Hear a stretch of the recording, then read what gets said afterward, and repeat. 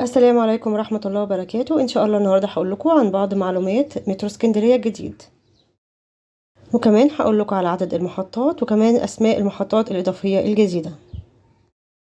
أول حاجة، مترو اسكندرية هيكون سطحي من أول محطة مصر إلى محطة الدهرية، كل ده هيكون سطحي. أما الجزء العلوي هيكون من محطة الدهرية إلى محطة توسن، وهيرجع سطحي تاني من أول محطة توسن إلى محطة أبو قير. هتكون عدد المحطات كلها 20 محطة. طبعا هيتم إضافة 5 محطات جديدة. أول حاجة محطة ميامي ومحطة محمد نجيب، محطة كفر عبده، محطة سبورتنج، ومحطة باب شرق. ودلوقتي هقول لكم أسماء محطات مترو اسكندرية الجديد من اليمين للشمال بالترتيب.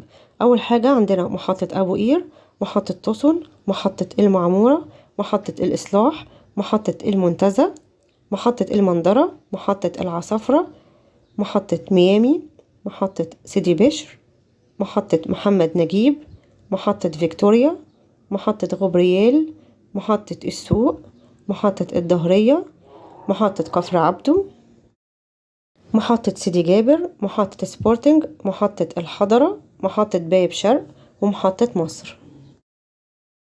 دي كده كل المحطات 20 محطة.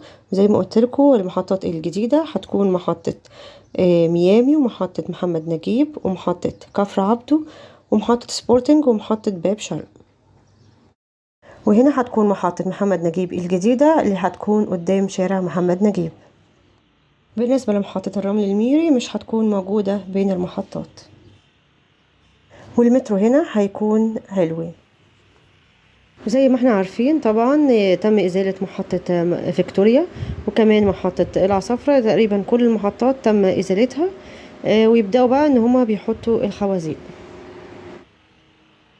زي كده ما احنا شايفين هنلاقي كل ده ظهر محلات ملك حفني قبلي، طبعا من اول فيكتوريا لحد سيدي بشر. كل المحلات دي هتتزال، بس يعني المعلومة ان هي يعني كمان 1.5 سنة عشان تتشال. وكمان هيتم تعويض اصحاب المحلات دي طبعا بعد الازالة.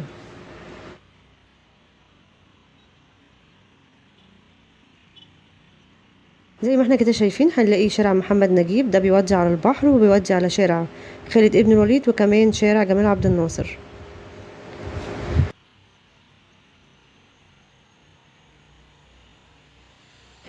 زي ما احنا شايفين كده قدامنا اخر الصورة هنا مزلقين سيدي بشر اللي ازالوه، كمان محطة سيدي بشر.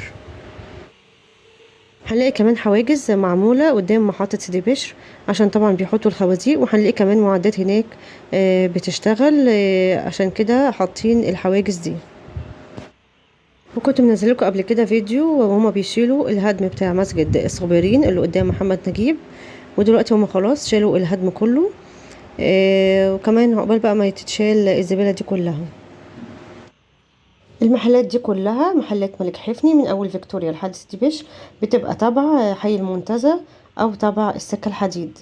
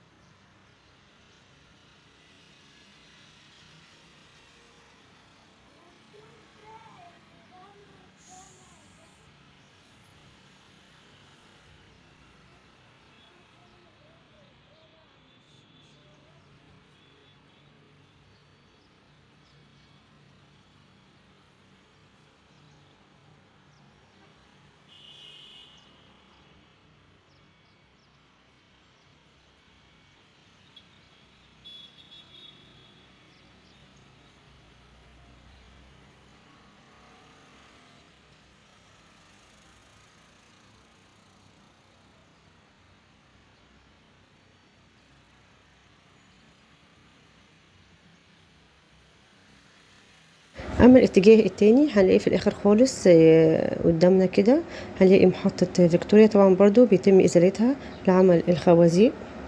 واللي قدامنا ده نفق محمد نجيب، طبعا بيطلعنا على البحر وبيطلعنا على شارع جمال عبد الناصر وشارع خالد ابن الوليد.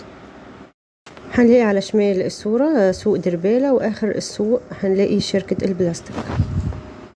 هنلاقي بقى العربيات اللي نازلة تحت النفق دي بتيجي من العصافرة او من العوايد او بتيجي من عند كوبري ابيس. وعلى يمين الصورة زي ما احنا كده شايفين دي ظهر المحلات، محلات ملك حفني اللي هيتم ازالتها. وده كان فيديو النهاردة، اشوفكم الفيديو الجاي، مع السلامة.